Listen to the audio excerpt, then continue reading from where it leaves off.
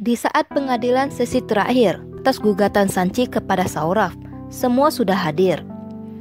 Partner Vivek telepon, tanya keberadaan Vivek.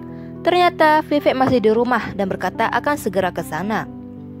Karena terburu-buru, Vivek mengambil dompet dan menjatuhkan jam tangannya. Vivek melihat jamnya rusak. Vivek merasa dia tidak akan bisa bekerja tanpa jam tangan.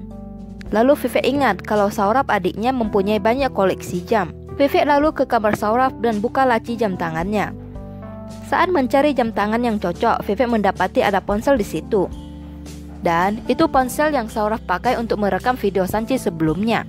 Saat pengadilan dimulai tanpa Vivek, pengacara Sanchi memberi hasil lab DNA ke Pak Hakim. Sayangnya, hasil DNA itu terbukti Saurav tidak bersalah karena isi DNA-nya sudah ditukar oleh Saurav sebelumnya. Karena kurangnya bukti dan saksi, pihak Saurav akan dipastikan tidak bersalah. Pengacara Shekhar melihat ke belakang yang tandanya mereka sudah kalah. Keluarga Sanchi sangat bersedih. Berbeda dengan Saurav, juga ibunya tersenyum karena merasa menang.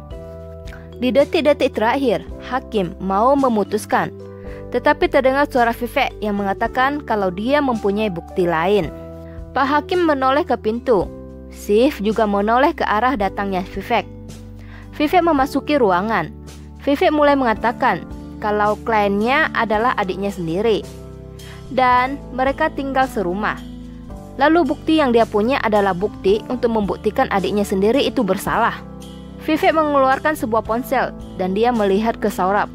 Vivek ingat kalau Saurav membohonginya, berkata ponsel itu telah hilang. Saurav sangat takut karena dengan ponsel itu dia akan mendapat masalah besar. Vivek lalu menyerahkan ponsel itu kepada Pak Hakim. Pak Hakim menonton video itu sambil melihat wajah Sanchi dan setelah itu melihat wajah Saurav karena ingin memastikan apakah benar itu mereka berdua dalam video. Setelah menonton, Pak Hakim simpan ponsel itu. Vivek berkata kalau orang yang terbukti bersalah maka harus dijatuhi hukuman yang berat karena telah menyerang seorang gadis. Orang tua Saurav terkejut dengan pernyataan Vivek. Lalu Pak Hakim memutuskan hasil akhirnya, yaitu Saurav terbukti bersalah dan dijatuhi hukuman 7 tahun penjara. Saurav pun ditahan dan akan dijatuhi hukuman penjara. Akhirnya, dengan bantuan Vivek, keluarga Shekhar memenangkan pengadilan ini. Dan pengadilan pun selesai.